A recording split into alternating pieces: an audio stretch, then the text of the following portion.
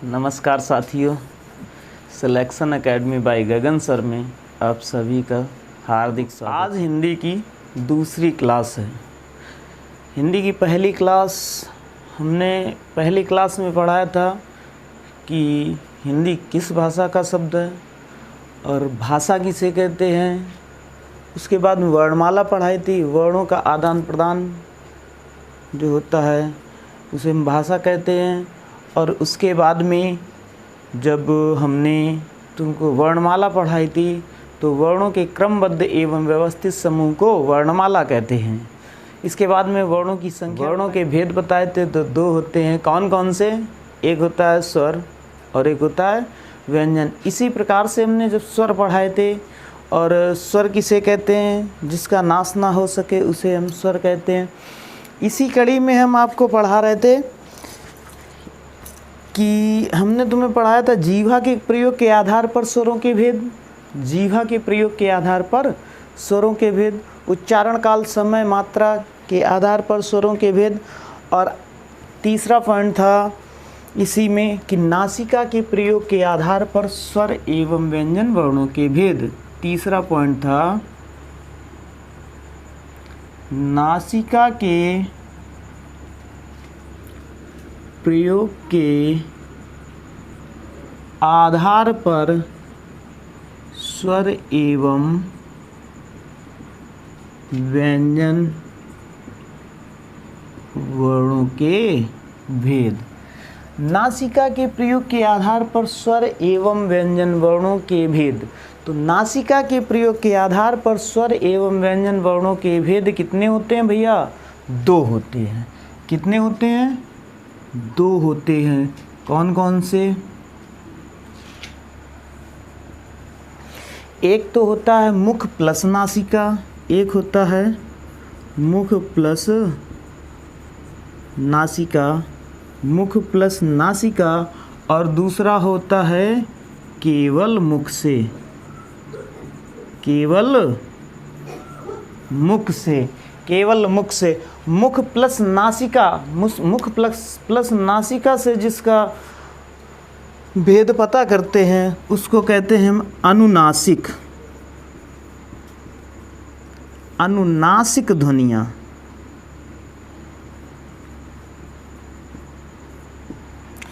अनुनासिक, अनु का मतलब होता है बाद में, नासिक का मतलब होता है नासिका के, नासिका के बाद में जब मुख का प्रयोग किया जाता है तो उसे कहते हैं अनुनासिक ध्वनि। और जो केवल मुख से होती हैं उनको हम कहते हैं निरनुनासिक,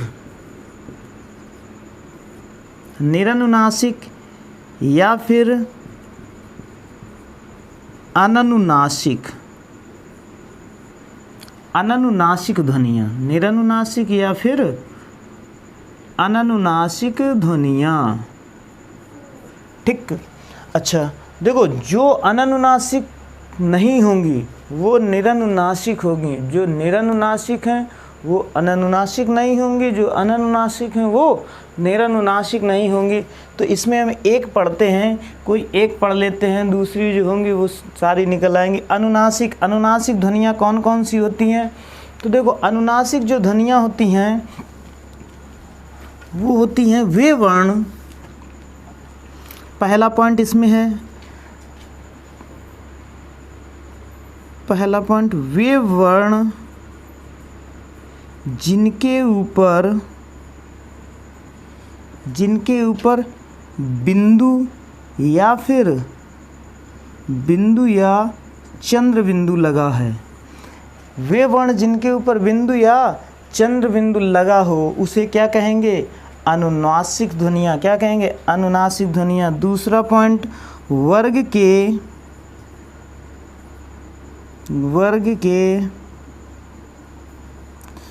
जो पंचमाक्षर हैं, वर्ग के पंचमाक्षर जो हैं कौन कौन से? य, ण, न, म।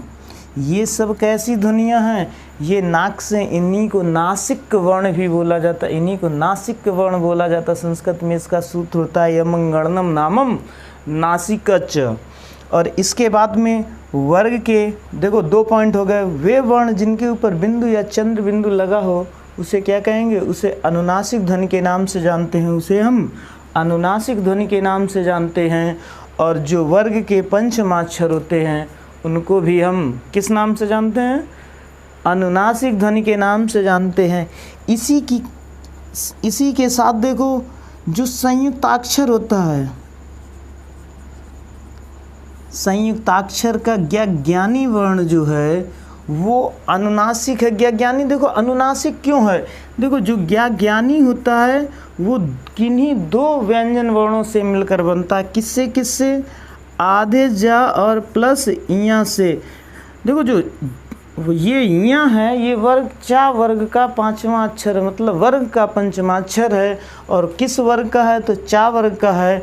और पंचमाक्षर हमने पहले ही बता दिए, जो पंचमाक्षर होते हैं वो कैसे होते हैं, वो अनुनासिक होते हैं। अब जब ये इससे मिलकर बनने वाले वर्ण जो भी होंगे वो क्या कहलाएंगे, वो अनुनासिक कहलाएंगे।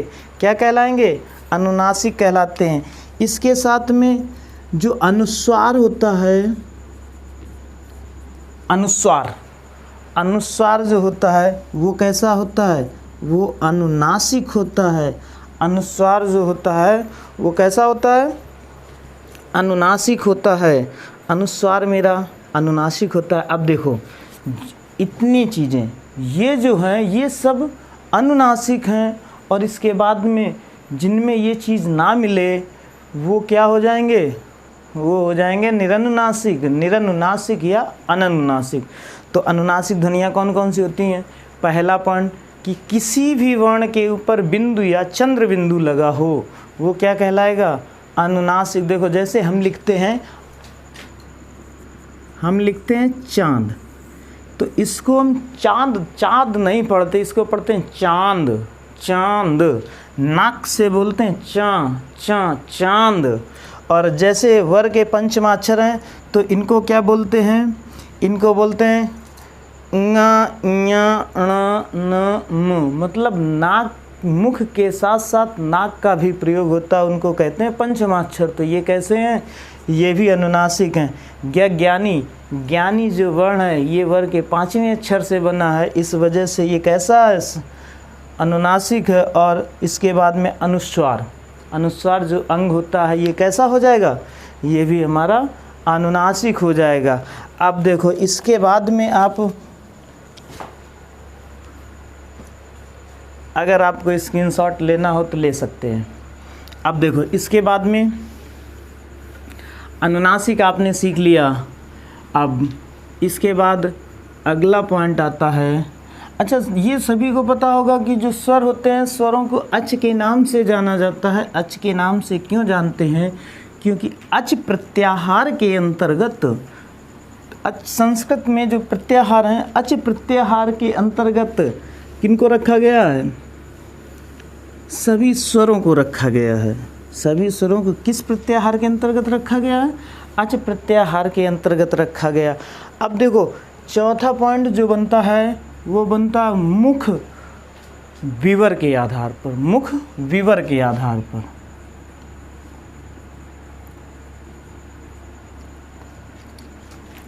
मुख विवर अर्थात मुख खोलने या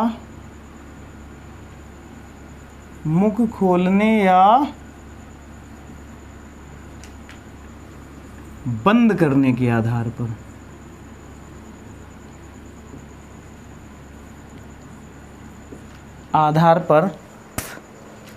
स्वर के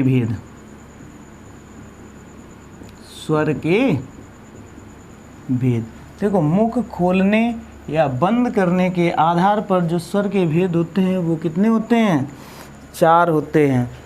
कितने होते हैं, 4 होते हैं। कौन कौन से होते हैं, देखो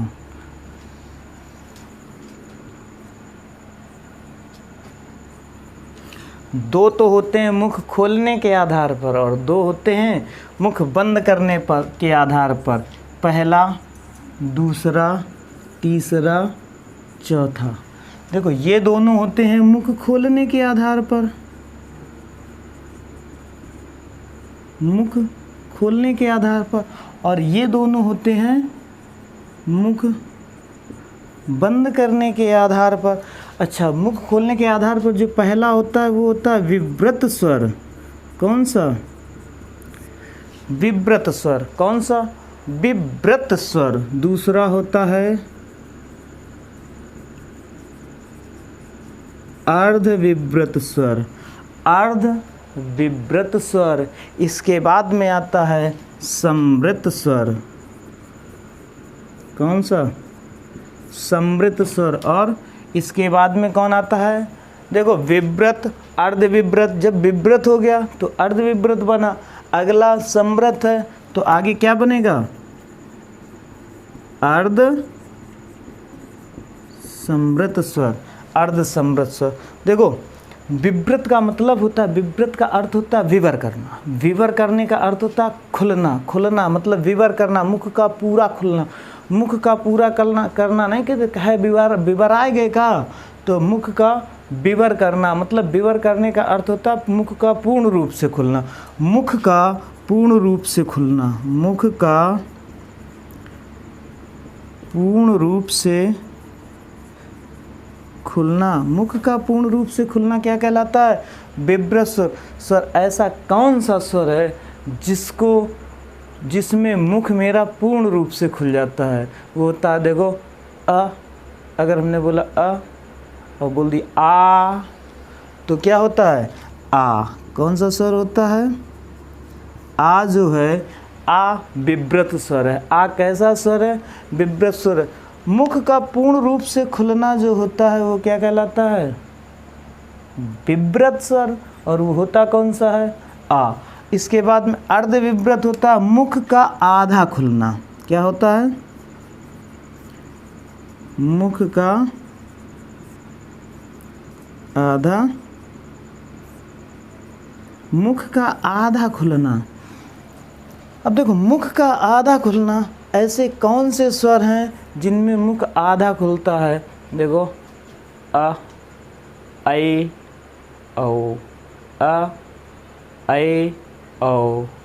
तो कौन कौन से हैं? अ, ऐ और औ। अच्छा, समृत स्वर क्या होता है? मुख का लगभग बंद होना। जो समृत स्वर होते हैं वो कौन से होते हैं? मुख का, देखो, विव्रत का मतलब था विवरना, मतलब पूर्ण रूप से खुलना। अर्ध विव्रत का अर्थ था कि मुख का आधा खुलना। मुख का आधा खुलना। और समृत का मतलब है मुख का लगभग बंद होना। और अर्ध समृत का अर्थ है कि मुख का आधा बंद होना है। देखो, तो मुख का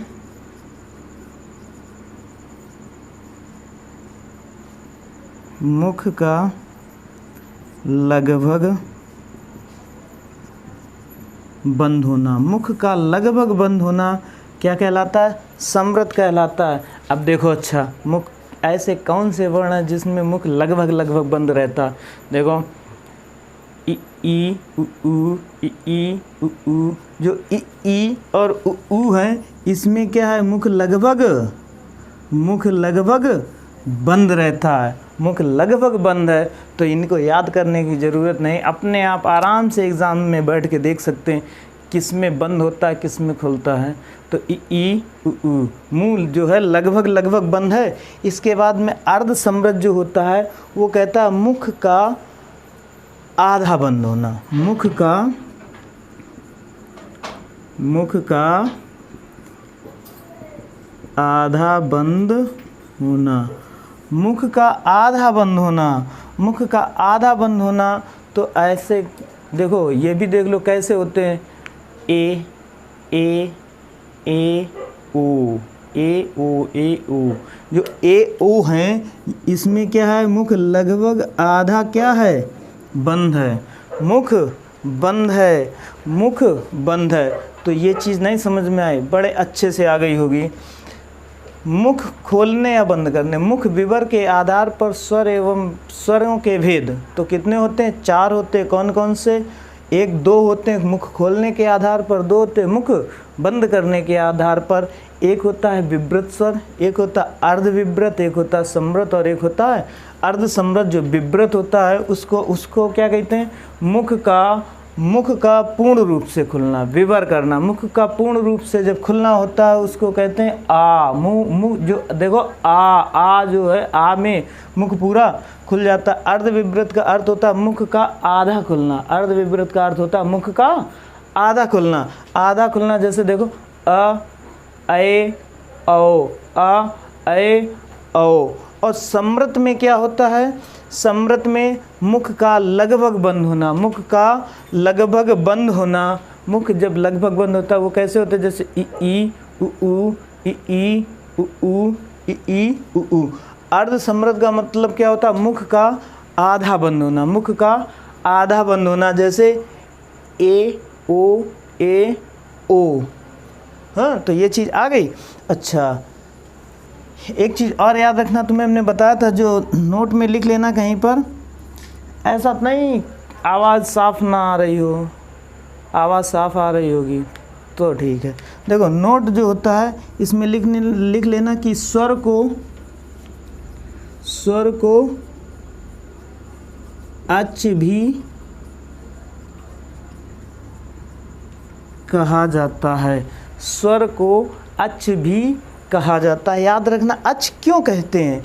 क्योंकि अच प्रत्याहार के अंतर्गत, अच प्रत्यय संस्कृत में जो महसूस, जब हम संस्कृत पढ़ाएंगे आपको तब बताएंगे। संस्कृत में जब वो शंकर जी ने डमरू बजाया था और उसको किसने सुना था? पाणिनि महोदय ने। तो उन्होंने 14 महसूस सूत्रों की गणना की थी। और वहाँ पर जो 4 महसूस सूत्र हैं, स्टार्टिंग अयुण, रिलिक, एयोंग, अयौच, तो ये जो है इस अच प्रत्याहार के अंतर्गत सभी स्वरों को रखा गया। इस वजह से अच को हम स्वर के नाम से जानते हैं। और व्यंजन को यहीं पर दूसरा पॉइंट लिख लेना। और व्यंजन को हल भी कहा जाता है। हल भी कहा जाता है। मतलब ये है कि अच प्रत्याहार के अंतर्गत सभी स्वरों को रखा गया है। अच प्रत्याहार के अंतर्गत सभी स्वरों को रखा गया और हल प्रत्याहार के अंतर्गत सभी व्यंजनों को रखा जाता है। इस वजह से स्वरों को हम अच नाम से जानते हैं और व्यंजन को हल के नाम से जाना जाता है। चलो देखो, अब इसके बाद में अब बात आती है व्यंजन की। ठीक, तो व्यंजन भैया कहते किसे हैं? व्यंजन किसे कहते हैं? तो देखो, स्वर जो थे, स्वरों को क्या कहा जाता था? जिनका क्षरण ना हो सके, जो स्वतंत्र रूप से बोले जाते हैं, उन्हें हम स्वर कहते हैं। व्यंजन जिनका क्षरण हो जाए, जो स्वरों की सहायता से बोले जाते हैं, उन्हें क्या कहते हैं? उन्हें हम व्यंजन कहते हैं। उन्हें क्या कहते हैं? व्यंजन कहते हैं। अच्छा देखो, जो स्वरों की सहायता से बोले जाते हैं उन्हें क्या कहते हैं? व्यंजन। जिनका नाश हो जाए उन्हें क्या कहते हैं? व्यंजन। जो स्वतंत्र रूप से नहीं बोले जाते हैं उन्हें क्या कहते हैं? व्यंजन कहते हैं। जो विखंडित हो सकते हैं, जिनका खंडन किया जा सकता है, उन्हें क्या कहते हैं? व्यंजन कहते हैं। अच्छा, व्यंजन को ही हम हल के नाम से जानते हैं। व्यंजन वर्ण या हल वर्ण। व्यंजन किसे कहते हैं? तो ऐसे वर्ण, व्यंजन किसे कहते हैं? व्यंजन वर्ण लिख लो पूरा। हाँ,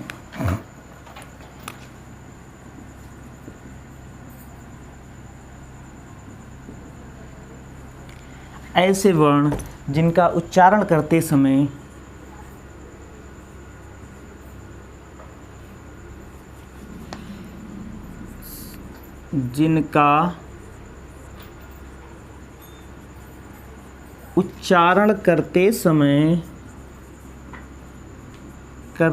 स्वरों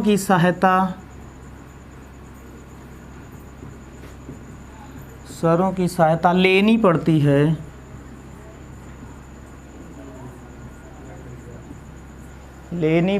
है। जिनका उच्चारण करते समय स्वरों की सहायता लेनी पड़ती है, उन्हें हम व्यंजन वर्ण के नाम से जानते हैं, उन्हें हम व्यंजन वर्ण कहते हैं। जिनका उच्चारण करते समय स्वरों की सहायता लेनी पड़ती है। किनकी सहायता लेनी पड़ती है? स्वरों की सहायता लेनी पड़ती है, उन्हें हम क्या कहते हैं? व्यंजन वर्ण कहते हैं। ऐसे वर्ण जिनका नाश हो जाता, ऐसे वर्ण जिनका क्षरण हो जाता है, उन्हें सभी को क्या कहते हैं? व्यंजन कहते हैं। जैसे देखो, अगर ये हमने क लिख दिया तो इसको बोलोगे क क, लास्ट में क्या निकल रहा? आ निकल रहा। अगर इसको तोड़ेंगे तो ये हलंत में आ जाएगा आ। इसमें कौन सा स्वर निकला? आ। बिना स्वर के तो ये बोला नहीं जा सकता है। बिना स्वर के व्यंजन उच्चरित ही नहीं होता है। कभी भी बिना स्वर के व्यंजन नहीं बोला जा सकता है। देखो, अगर वाक्य है केवल व्यंजन नहीं बोला जा सकता। वाक्य में आप बोल सकते हैं क्योंकि उसमें आधी मात्रा आती। इसी वजह से संस्कृत में एक सूत्र बताया गया था कि एक मात्रो ह्रस्यो द्विमात्रो दीर्घ उच्यते त्रिमात्रास्यु प्लेतो गेयो चार्धिमात्रिकम व्यंजनम। चा का मतलब होता और अर्ध का मतलब आधी मात्रा किसकी होती है? व्यंजन की होती है। आधी मात्रा किसकी होती है? तो व्यंजन की होती है। ये चीज़ आ गई। अच्छा, देखो, व्यंजन, अगर किसी भी व्यंजन, कोई भी व्यंजन लिखा है और उसमें हलंत लगा दो तो वो शुद्ध व्यंजन हो जाता है। याद रखना, जो अर्धमात्रिक होता है। अब इसके बाद में आता है व्यंजन के भेद।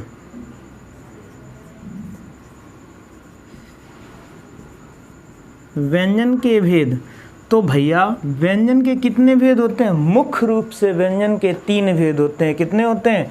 मुख्य रूप से व्यंजन के कितने भेद होते हैं? 3 भेद होते हैं। कौन कौन से होते हैं? एक तो हमारा होता है स्पर्शी व्यंजन। स्पर्श या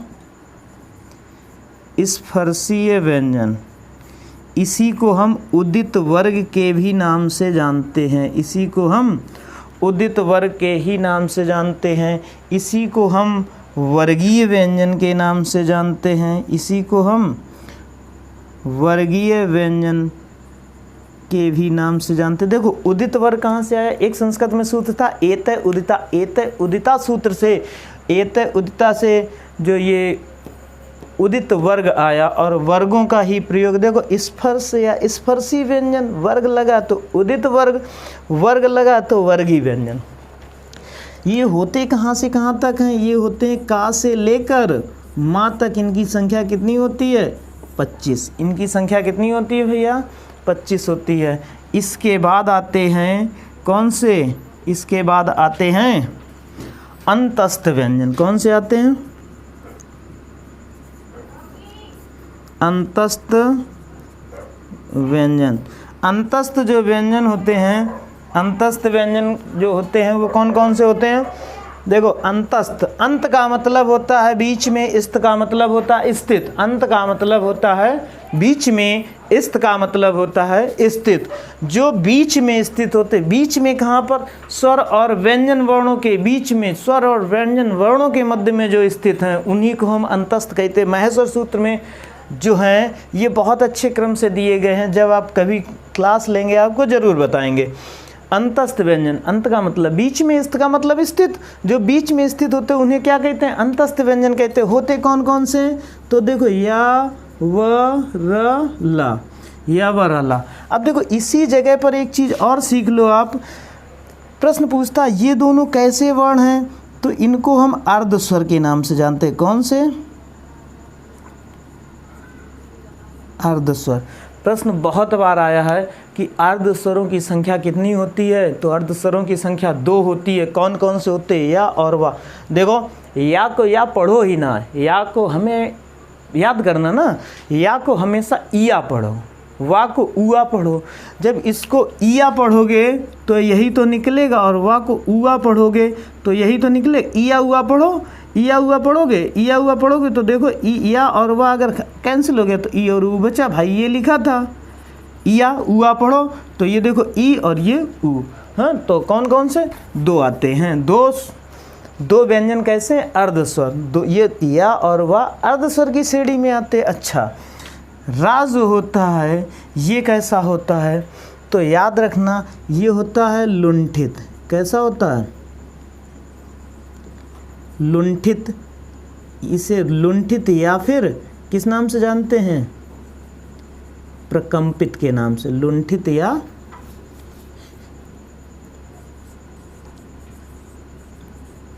प्रकंपित। लुंठित या प्रकंपित। जो ला है इसको हम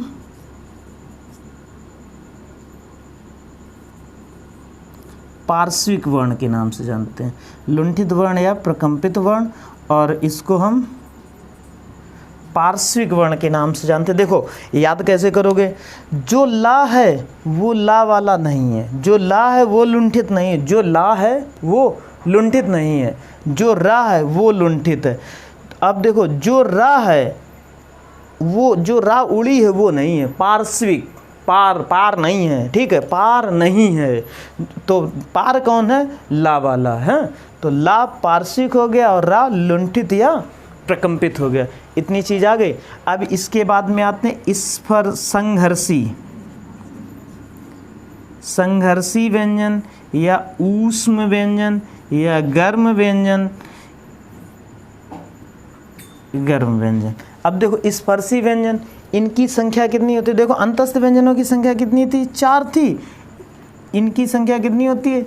4 होती है। कौन कौन से होते हैं? तो देखो श, स, ह। कौन कौन से होते हैं? स, ह। ये जो स है इसको तालव्य श बोलते हैं। तालव्य, इसको मूर्धन्य, इसको दंत्य और इसको कंठ। इसको क्या बोलते हैं? कंठ बोलते हैं। इसको क्या बोलते हैं?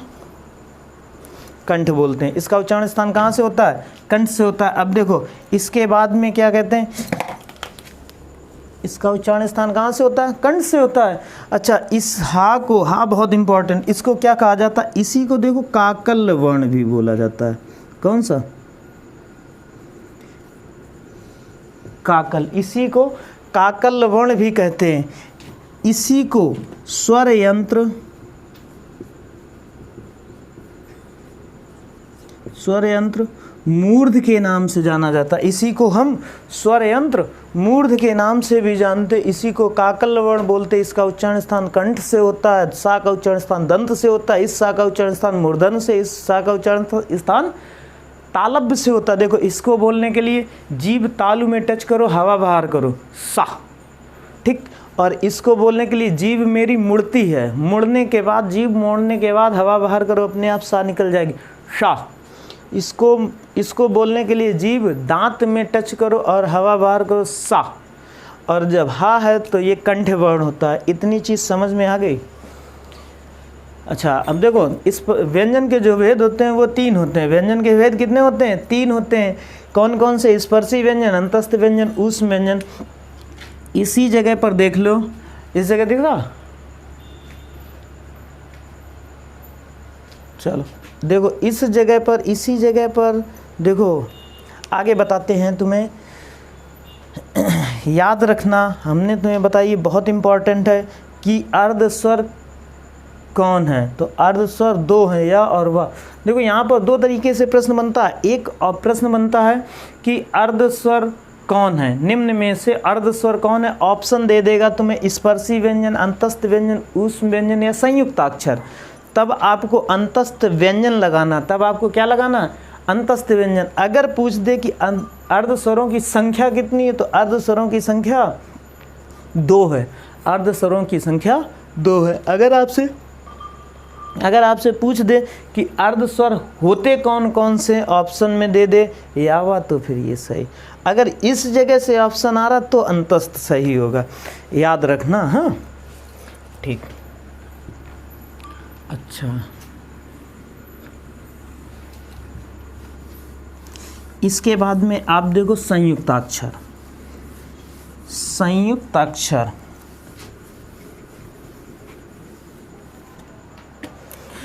जो संयुक्ताक्षर होते हैं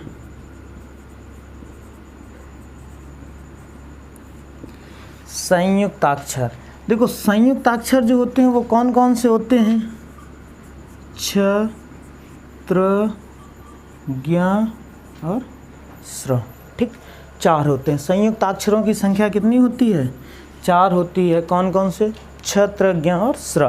देखो ये जो छ है ये किससे मिलकर बनता है? ये आधे का और शा से मिलकर बनता है। याद रखना पहला वाला आधा होता है, पहला वाला आधा होता है। एक तो इस तरीके से ये ऑप्शन आता है, एक ऑप्शन इस तरीके से आता है, का प्लस स प्लस आ। तो याद रखना दोनों आधे लास्ट में देखो आ लगा है। ठीक है, तो एक ये होता है। ये जो होता है ये 2 तरीके से बनता है, आधे ता प्लस रा से, या फिर आधे ता प्लस आधा रा प्लस आ से, 2 टाइप। तीसरा जो है ज्ञानी जो है ये ज प्लस इया से मिलकर बनता है, या फिर आधे जा प्लस आधिया प्लस आ से मिलकर बनता है। जो स्रा है, जो मेरा स्रा है ये किससे मिलकर बनता है? स्रा जो है आधे सा प्लस रा से, आधे सा प्लस रा से, या फिर आधे सा आधे रा प्लस आधा आ से मिलकर बनता है, आधे आ से मिलकर बनता है। तो ये कैसे होते हैं? संयुक्ताक्षर। संयुक्ताक्षर मतलब संयुक्ताक्षर का अर्थ क्या होता है? इसकी परिभाषा, किन्हीं 2 विभिन्न व्यंजन वर्णों से किन्हीं 2 भिन्न भिन्न व्यंजन वर्णों से मिलकर बनने वाला कोई एक व्यंजन वर्ण जो होगा वो क्या होगा? संयुक्ताक्षर। वो क्या होगा? संयुक्ताक्षर। किन्हीं 2 भिन्न भिन्न वर्णों से मिलकर बनने वाले वर्ण को ही संयुक्त बोला जाता है। उसको क्या बोलते हैं? संयुक्त बोलते हैं। तो संयुक्ताक्षर कितने होते हैं? 4, छ, त्र, ज्ञ, स्र।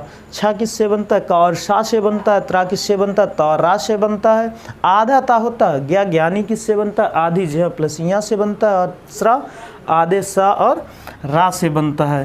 तो आज की क्लास में दोस्तों इतना ही।